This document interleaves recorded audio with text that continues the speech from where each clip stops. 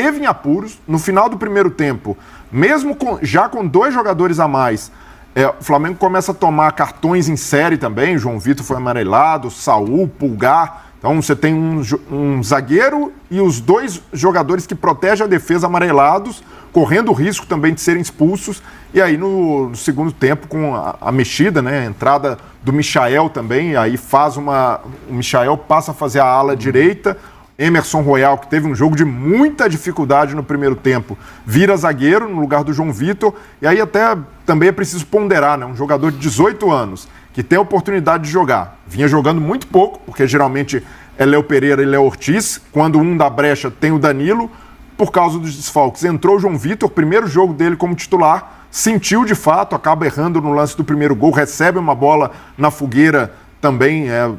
Ali o Ayrton Lucas acaba atravessando essa bola na frente da área, mas não dá também para crucificar um jogador, sendo que o Flamengo inteiro foi abaixo no primeiro tempo, mas pelo menos o Felipe Luiz teve a habilidade, o sangue frio de corrigir no segundo tempo, aproveitar essa vantagem numérica. O Flamengo fez o que tinha de fazer. Esse era um jogo em que, ao contrário do Palmeiras, que você consegue encontrar ali, tem um adversário mais forte, jogando na Vila, ambiente, clássico, do lado do Flamengo não tinha essa justificativa. Se tropeça nesse jogo hoje, perde essa oportunidade de ir para a liderança, ia pesar muito para o Felipe Luiz, né? E até uma pesada de mão também de parte da torcida do Flamengo, né? No Felipe Luiz, que é injustificável, cobranças ali, erros eventuais. Ok, mas aí querer colocar o Felipe Luiz no rótulo de um técnico que falta cancha, o Felipe Luiz já provou até aqui de que é qualificado o suficiente para estar na posição que ocupa e hoje, pelo menos no segundo tempo, agiu bem, as mexidas funcionaram e deram resultado. Eu não esperava que o Flamengo fizesse um grande jogo. Boa parte desses jogadores que... Você esperava tão abaixo no primeiro tempo? Eu achava que qualquer coisa podia acontecer, eu esperava que o Flamengo conseguisse o resultado. Esse era o jogo que o importante era ganhar, não era jogar tão bem. Óbvio que se jogasse bem, a chance de ganhar seria maior. Eu acho que o Flamengo começa mal, toma o gol, com dificuldade de construção, com dificuldade de marcação.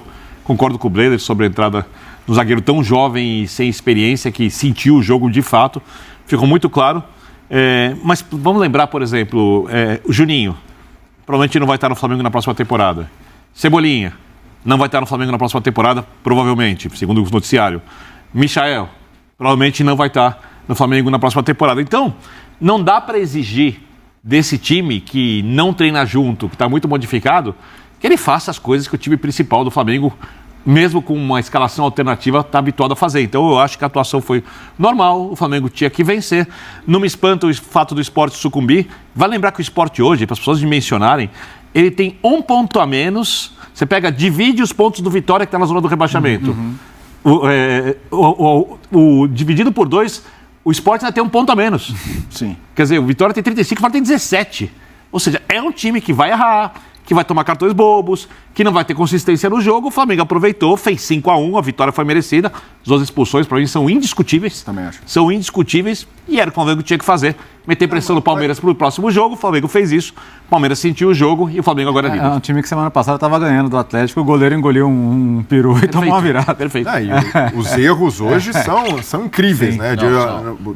Jogador com amarelo. O roteiro é ainda mais trágico, parece, né? O Matheus Alexandre, para mim, essa é a expulsão mais absurda, né? O cara tem um amarelo e dá um carrinho daquele na lateral. Maluco. Não, a postura dele e a reação do Ramon Mendes. Do Ramon, reação. Ele sai andando. O presidente acabou de renunciar. Larguei, sabe? Esse lance aí, pra mim, é algo inexplicável. Esse é o do primeiro amarelo dele. O árbitro volta atrás. Mas o lance do vermelho, do segundo, é uma coisa que um jogador profissional, num jogo de primeira divisão, não pode cometer. Olha lá, ele tá bem atrás e dá um carrinho, quase uma tesoura no jogador. E no segundo, do Ramon, é até um lance que você pode ter uma margem de interpretação, de discussão. É um empurrão, mas tem um calço por baixo.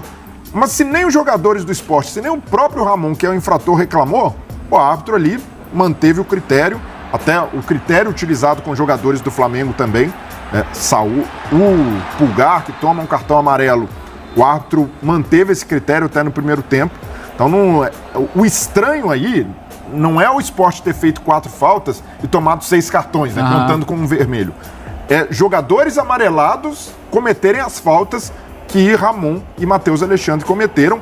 Isso é a parte que chama atenção. Tudo bem que o time já está rebaixado, está nessa situação. O Sport também, né, negociou o direito de comercialização dos ingressos na Arena Pernambuco. Boa parte da torcida era rubro-negra, mas do Flamengo. Então ali é um sinal, um atestado de um time que já está entregue, mas ainda assim, né, não permite aos jogadores cometerem. Para mim é um ato de antiprofissionalismo, de falta de amor à profissão. Mas do lado do Flamengo tem algo para o Filipe Luiz aproveitar desse jogo. Porque, tudo bem, o Birner pontuou, e com razão, que o Juninho... A minha é a confiança de Cebolinha. Então, a confiança do Cebolinha, o Juninho... O melhor em campo para mim foi o Luiz Araújo, depois do Cebolinha. Para mim também. Mas o Juninho, até o fim da temporada, pode ser útil. Verdade. Se a gente estava falando do Roleiser aqui no Santos, em alguns jogos... O Flamengo estava pedindo um cara com as características dele e, de novo... E é bom para a carreira dele que ele se destaque. Sim, até para tentar... É bom, acho que pode e tal, mas quem vê treino é o Felipe e hoje foi contra o Sport com 9. Não, mas tudo bem, mas o Juninho... Só para gente também não achar que pintou a solução para o ataque do Flamengo sem Pedro. Mas o Juninho tá longe de ser um craque, tem limitações técnicas evidentes, mas para a proposta de jogo do Filipe Luiz, que o Filipe Luiz, quando deu aquele puxão de orelha no Pedro... Era muito porque ele tinha um modelo de jogo em que o Pedro tinha dificuldade de se adaptar no momento sem a bola, porque pressionava pouco. O Juninho, se tem uma virtude no jogo dele, é pressionar lá na frente. O terceiro gol sai porque ele dá um pique na saída de bola até do Sport, pressiona o goleiro e o Flamengo rouba a bola. Então, aproveitar o momento, até do Michael, que entrou ali pelo lado direito sendo útil, para retomar algo que o Flamengo fazia bem e deixou baixar um pouco a rotação nos últimos jogos, que é a pressão alta. A pressão alta do Flamengo, o Filipe Luiz falou isso hoje, não encaixou contra o Sport já rebaixado e não vinha encaixando em outros jogos. O Santos no primeiro tempo no Maracanã coloca o Flamengo em dificuldade, porque também não conseguia pressionar lá na frente. Ele falou que não se reconhecia no time por causa dessa postura, dessa falta de pressão. E por que isso acontece? Tem, claro, ali de escolhas do Filipe Luiz, né? Quando você tem um time mais técnico, com Pedro, com Carrascal, com Samuel Lino, naturalmente você tende a perder nesse momento sem a bola, mas estamos num final de temporada. Então, jogadores desgastados, jogadores precisando dosar minutagem, não dá para pressionar alto o tempo inteiro. Então aproveita mais esses caras do banco, ainda mais que retomaram um pouco da confiança, e dá mais minutos. Então o Juninho pode ter mais minutos, principalmente olhando para o Campeonato Brasileiro e dosando para a final da Libertadores. O Cebolinha, e aí tá muito mais na conta... Rapaziada, fim de jogo, Flamengo líder. Flamengo líder do Campeonato Brasileiro, Palmeiras irreconhecível, principalmente no primeiro tempo. Pagou muito pela falta de jogo do primeiro tempo, falta de competição, enfim. Não competiu, não jogou. E no geral, eu achei o Santos melhor. No geral, achei o Santos melhor. Agora, o Palmeiras vai ter que ser resiliente, assim como foi o Flamengo. Estava 4 pontos atrás e foi lá, buscou. E hoje é líder com 3 pontos mais. O Palmeiras também vai ter que ser resiliente. Mas agora só depende do Flamengo, né? Cada jogo, sem dúvida nenhuma, vai ser uma final. Bom pro Santos que sai da zona de rebaixamento. Que campeonato brasileiro bizarro! É uma disputa entre Flamengo e Palmeiras que é a maior disputa pelo título brasileiro, sem dúvida, nos últimos anos. Talvez a maior disputa da era dos pontos corridos. Palmeiras não jogou bem contra o Santos. Santos foi melhor durante grande parte do jogo. Vale lembrar, Palmeiras com 9 desfalques. E o Santos vence na Vila Belmiro. O Flamengo abre 3 pontos de vantagem do Palmeiras. Que bizarra essa disputa. Hoje, o Palmeiras do Abel Ferreira ficou devendo, na minha opinião. Eu sempre digo, os times reservas de Palmeiras e Flamengo, eles têm que jogar muita bola.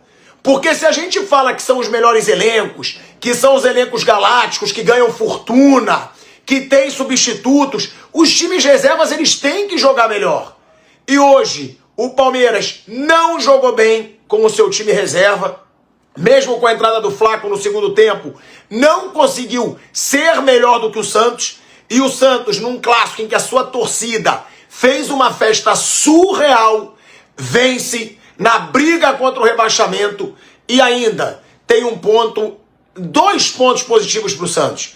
Ele se livra aí, né, um pouco dessa briga contra o rebaixamento, que vai até o fim do Brasileiro, mas ainda prejudica um dos seus maiores rivais. Flamengo, líder do Campeonato Brasileiro, faltando 5 rodadas, é a maior disputa da história do título nos pontos corridos, na minha opinião. Tá surreal. Fala, meu povo, começando mais uns 60 segundos do Benja.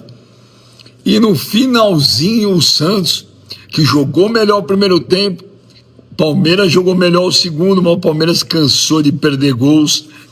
E aí o Santos no finalzinho fez 1-0, um resultado que dá um fôlego pro Santos, dá uma respirada.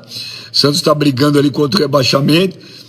E jogou o Flamengo para liderança. Agora o Flamengo é líder isolado com 3 pontos na frente do Palmeiras. O Palmeiras estava super desfalcado hoje, mas no segundo tempo, no intervalo, o Abel mexeu bem no time, o Palmeiras voltou melhor, mas perdeu muitos gols.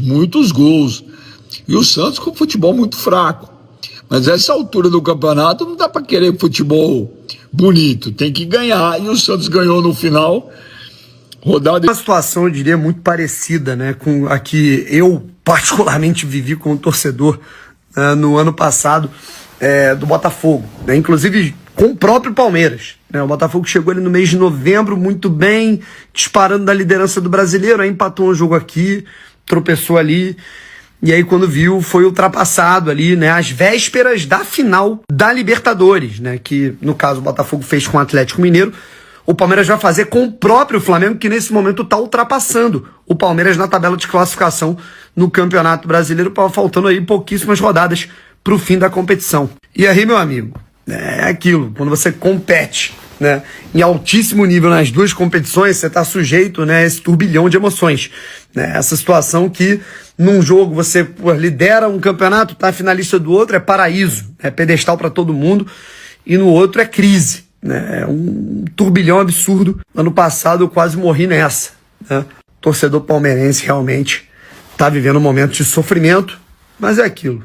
O ano só acaba mesmo. A temporada